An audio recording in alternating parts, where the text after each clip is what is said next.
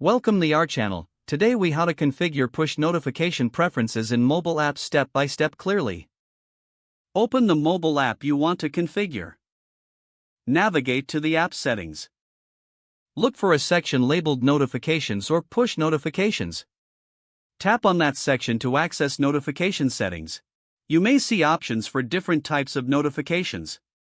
Review the types of notifications available. Select the specific notifications you wish to enable or disable. Some apps may offer additional customization options. For example, you might adjust sound, vibration, or display preferences. Once you've made your selections, look for a Save or Apply button. Tap that button to confirm your changes.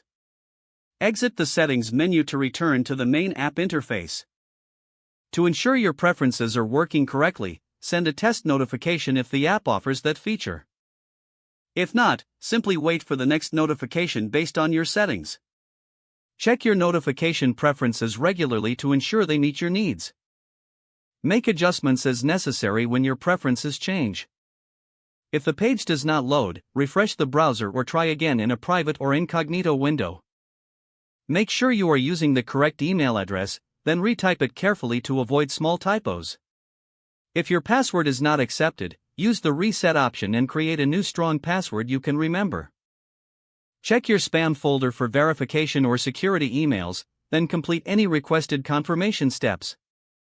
Enable two-factor authentication if available to improve account security and reduce unauthorized access risk. After signing in, review your profile details so your contact information and settings are accurate and current. If you see an error message, note it down and try again after restarting your device and internet connection. Log out when you finish, especially on shared devices, to keep your account and payment information secure. If the page does not load, refresh the browser or try again in a private or incognito window. Make sure you are using the correct email address, then retype it carefully to avoid small typos. If your password is not accepted, use the reset option and create a new strong password you can remember. Check your spam folder for verification or security emails, then complete any requested confirmation steps.